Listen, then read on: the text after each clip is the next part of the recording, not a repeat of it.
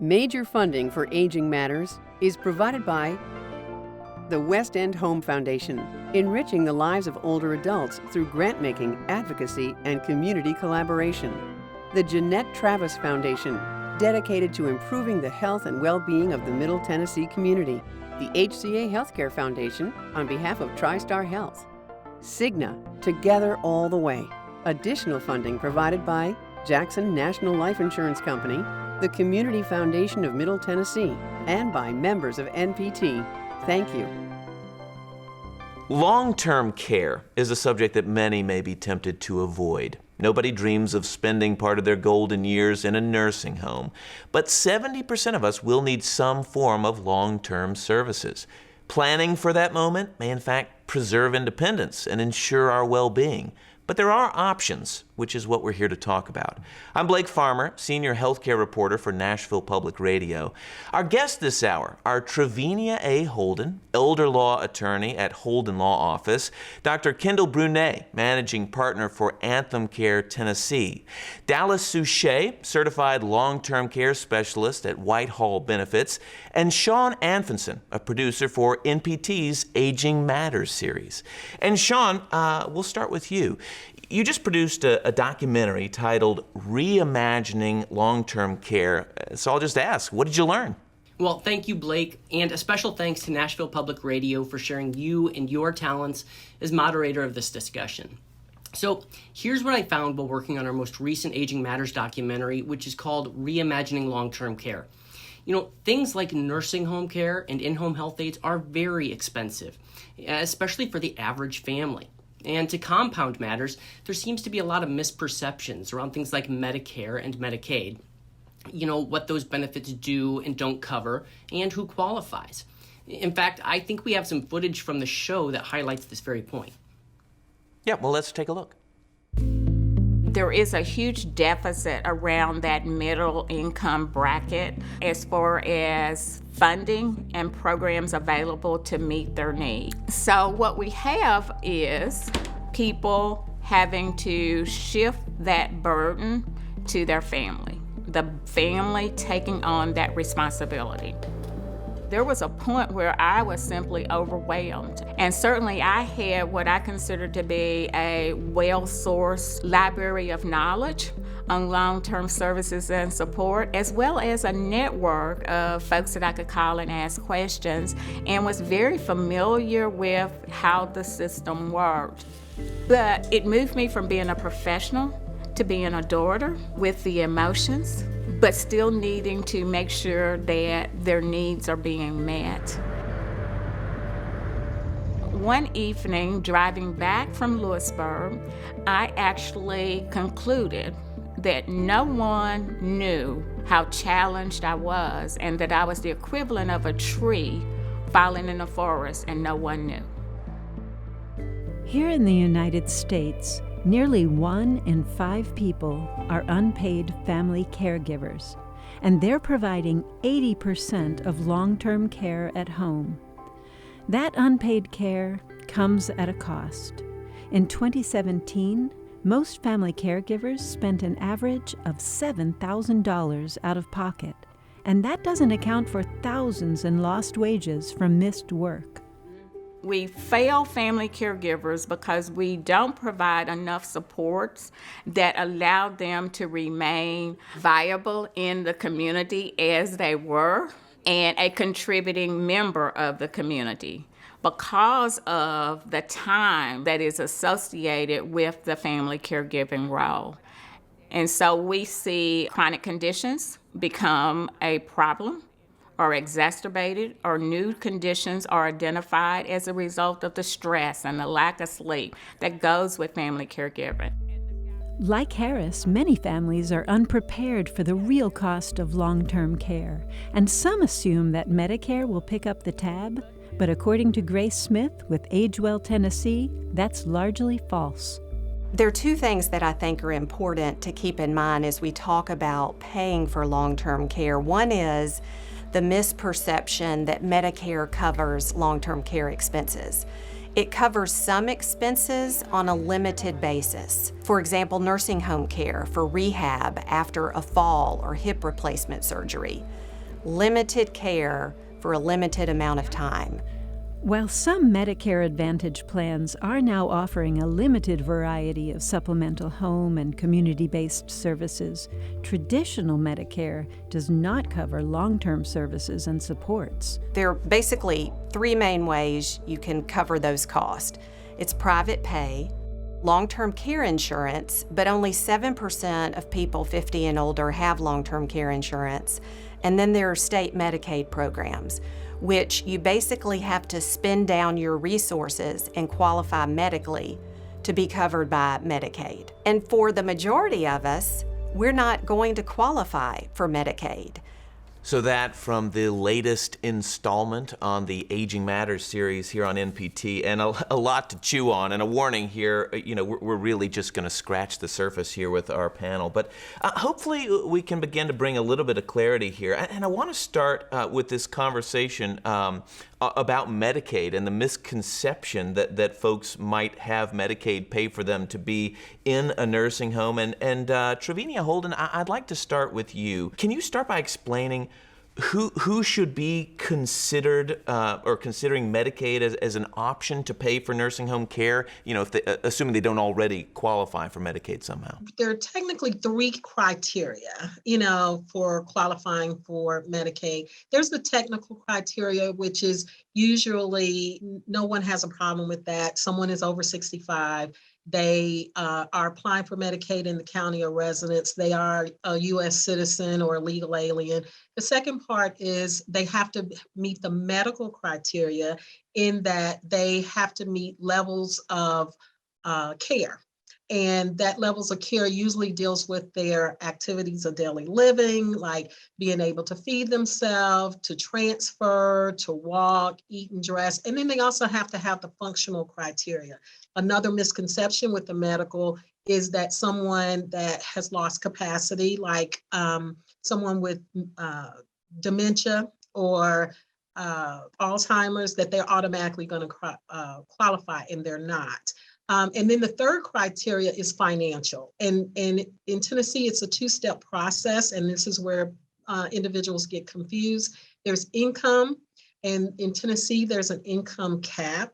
And so you cannot have income over $2,523 for 2022, and you cannot have assets over $2,000. Well, so this brings us to this term that we heard, spend down. When someone talks about a Medicaid spend down, what are they referring to?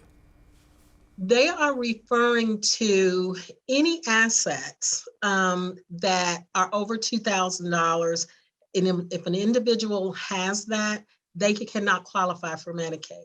So when you talk about spend down, it literally means that you're spending down those assets. Now, I am not an elder law attorney that believes in spending for the sake of spending.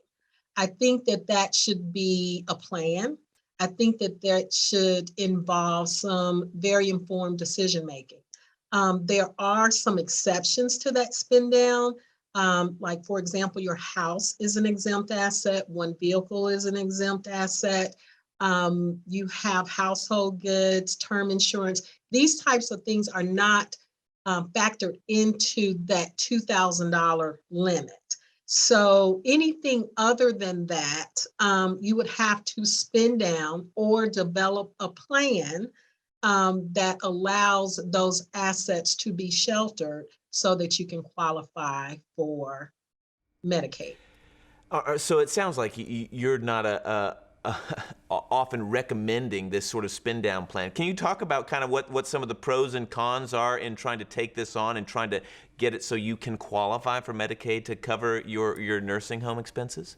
Yes, it is a very complicated process because one of the things with spend down, like I said, if an individual, say they're in their home, and let's, for sake of, clarity or ease of description, let's use a married couple, and you have one individual that is needing to have Medicaid long-term care services. And then you have, and that individual is referred to as an institutionalized spouse, even though they may just be going to a nursing home. And then you have the community spouse. And say that couple has approximately $100,000, and that's all that they have. And so what the Medicaid rules require, when you have the institutionalized spouse needing to go into a nursing home or qualify for Medicaid, the laws will not allow for the community spouse or the healthy spouse to be impoverished. So when you're talking about spending down, there are certain things from my standpoint that may be needed. So if you need a new roof on that house, or if you need a new vehicle, or if you need burial plans, those are legitimate spend downs. But if you're just going to go out and buy rugs or buy, a new car or a washer and dryer that you don't need, that to me is not very smart, because you still have a community spouse that you're wanting to make sure that is taken care of. And so you need to develop strategies with that individual to make sure that you're getting the institutionalized spouse into a nursing home, facility that's going to meet their needs and they're going to be taken care of, while at the same time you are, doing asset management of the remaining assets to take care of the community spouse and ensuring that they're going to be taken care of at home. Boy, it sounds complicated, so I understand why it's not your first recommendation for folks. And of course, we're talking about this because nursing home care is so incredibly expensive. So I want to turn to Dala Suchet. We're talking about middle-class families who fall in this gap, who don't really have the means to pay for whatever care they want, and yet they certainly have more means than to automatically qualify for Medicaid, which we call TennCare here in Tennessee. So you sell long-term care insurance, but we even learned in this clip at the top of the show that most people don't have this, even folks who are over 50. So can you start by explaining what long-term care policies are for and kind of how they work? So long-term care policies are designed to help pay for care. And they are designed to pay for home care, assisted living, adult daycare, or nursing home care. They are comprehensive, and they're part of a planning tool for what Trevina was talking about when something happens. And there's a sweet spot to look at these types of plans with a potential planner. And you have to actually consider policies when you don't need them. Because once something happens and you need care, it's too late to look at a policy, or policy's not available. And is this something kind of like life insurance, where the earlier you start paying on a policy, the perhaps your premiums are lower or your benefits are larger in the end? That's correct. So the younger you are in securing a policy, your premiums reflect the age you purchase the policy. So the younger, better, healthier, the better. So it's really, and one of the statements in the clip that we saw is, I think they said 7% of people have long-term care policies. And I think it's because people are unaware that the policies exist, think that health insurance will cover long-term care, that Medicare is going to cover a long-term care event. And as we saw, there's limitations. So I think it's education. I think that the fact that you're doing this awareness is significant to let people know what is covered, what's not covered, how to prepare. I think the more we can prepare for our future, the better it will help our family members and ourselves long-term in getting the care and services we need. So what about folks who might hear this and think, well, I don't plan to be in a nursing home, so I don't need something like long-term care insurance? Yes, I hear that a lot. And beauty about long-term care insurance is it doesn't just cover nursing home care, it actually pays for home care. Most people do want to stay in their homes as long as possible. Planning ahead gives you freedom of choice when something happens. It opens up options. It also helps individuals not become dependent upon their children or family members to help care for them, as we saw that impacts family members.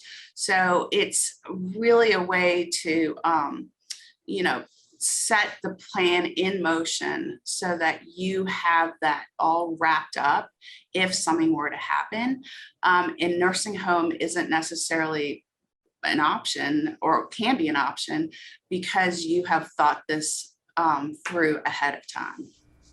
You were saying that it's not just for nursing homes, can be in-home care. Does the sort of community-based, adult day services have any?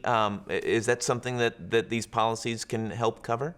It does cover community-based services.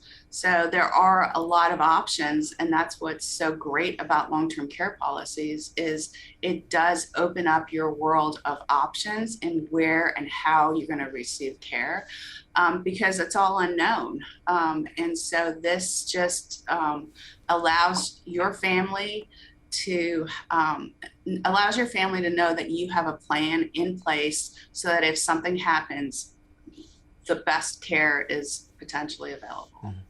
But you're saying the policies can be spent on any numbers of kinds of long-term care that you might need. That's correct. Let's turn to Kendall Brunet, better known as Dr. B by folks. You lead Anthem Care Tennessee, which runs the Knowles Home, owned by Metro government here in Nashville. And so when we talk about adult day services broadly, what does that usually consist of? Well, first of all, it's somebody that has needs some assistance with their daily activities. It falls under that long-term care services, as Dalla was talking about. So they might need help with bathing, which is typically one of the first components. Second is medication management. They still might be coming off of a rehab event where they had fallen or had post-stroke, and so they need some of that oversight during the day. And so they'll come in, drop off at 7 o'clock in the morning. We make sure they have a good breakfast. They have some activities, structured activities, a good lunch, and then an afternoon snack. And then when and typically like when I was 55, my parents needed long-term care services. So I was in the middle of that. And it's like mom and dad did well when they got home, but they needed to have all of those daily activities going. And my mom was a nurse, my dad was a mechanic, so they were two different worlds really in their productive life, and they didn't really want to be in the same bingo game. They wanted to do different things. And so that's with an adult daycare, we kind of say, what is the program, what is your interest, and go ahead and set those support services up. And then at the end of the day, they come through, they get picked up, or as in our case, we have vans and you can take them back home. And then the evening time is great. They've got family, friends, kids, make some phone calls, and they're ready to go to bed. Mm-hmm. Well, the thing about the way you describe it is I could imagine folks who are thinking about their parents, let's say, making this decision for them, that it maybe feels a little bit weird to think I'm going to drop them off at daycare like they dropped me off when I was a small child. How do you get past maybe some of what almost feels like a stigma? Well, it's interesting. It is a stigma. Anything, unfortunately, in post-acute or long-term care kind of has that negative stigma to it. How I got approached into this was I was a research fellow at the Center for Aging Studies at the University of Missouri Columbia, and we started the first child care program and senior care program in 1988. Now, it wasn't a great epiphany. I was a graduate student. My son was 14 months old. And when I got to Mizzou, I said, where's your child care service? And they said, excuse me? I was like, well, you're not a seminary, so we're not celibate, so we need to have some childcare. So we actually wrote a grant and got it funded, and it created elder care. And what I found out at the university, there was like 90 faculty that had aging parents that they didn't, they had a challenge. They didn't want to put them in a nursing home. And adult daycare wasn't there. And so we actually challenged and created the Adult Daycare Association in Missouri. And we got that supported and funded through the Employee Assistance Program at Mizzou. And so we took an old dorm and we had 90 kids and 90 seniors, and we created an intergenerational childcare program. And so that was wildly successful, and it still exists today. My son just turned 35. You're talking about the day services. Who pays for this? I mean, it sounds like Medicaid can pay for it, but I assume people also will just pay out of pocket for such a thing? Just like your earlier clip showed, you got private pay covers a lot.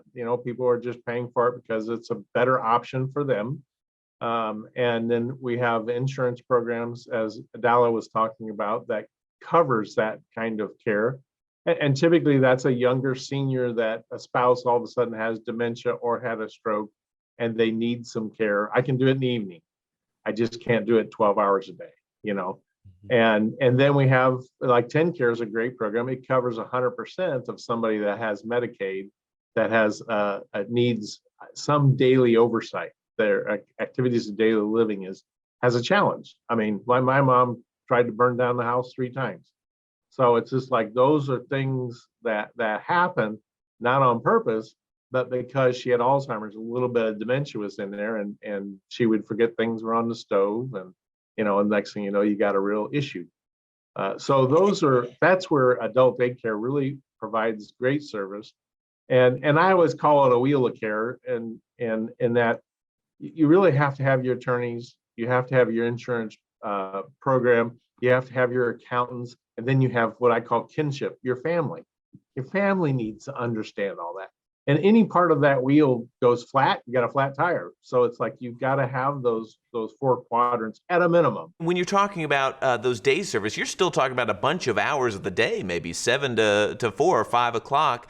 But how does it compare to the sort of 24/7 care that you would get at a nursing home price-wise? Well, that, of course, depends on level of care and what they're needed. A lot of times what we've found, and I'm not sure Trevina can jump in on this, or Dalla, is sometimes you just need 2 or 3 hours. It could be a spouse. I just really need 2 or 3 hours a day because I want to go to my, bridge club. I want to go shopping, and I just can't get a break. And that's a very typical client that we see with an adult daycare. Trevina, I'm interested, frankly, as you help people plan. How often is some sort of community-based adult day service part of that discussion? As Dr. B has indicated, it can be a daycare situation. It can be an assisted living situation. It can even be at home.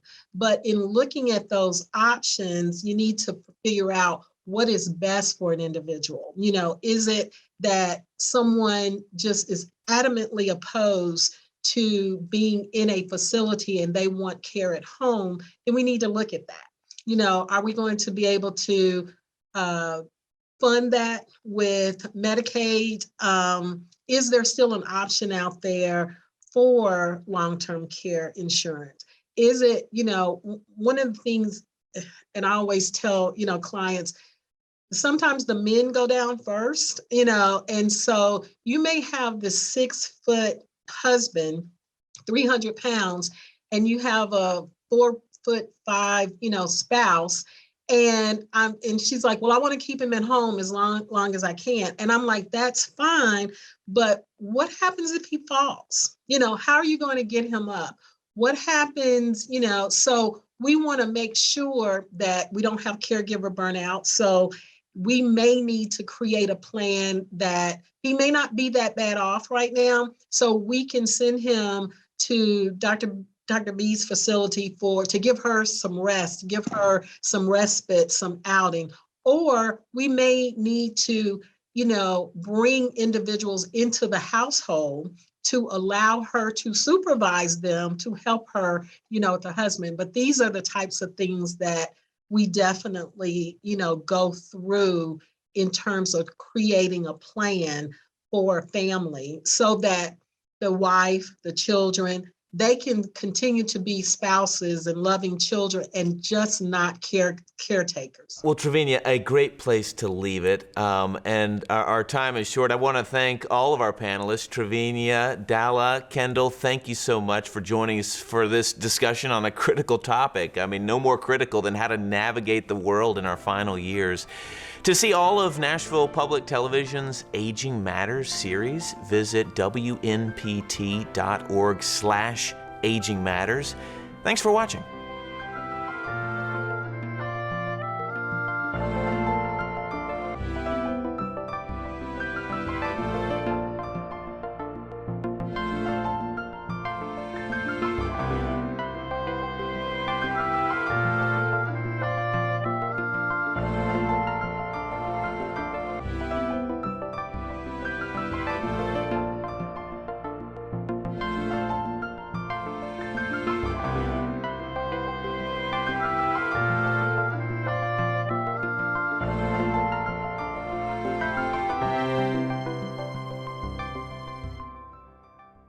Major funding for Aging Matters is provided by the West End Home Foundation, enriching the lives of older adults through grant-making, advocacy, and community collaboration. The Jeanette Travis Foundation, dedicated to improving the health and well-being of the Middle Tennessee community. The HCA Healthcare Foundation, on behalf of TriStar Health. Cigna, together all the way. Additional funding provided by Jackson National Life Insurance Company, the Community Foundation of Middle Tennessee, and by members of NPT. Thank you.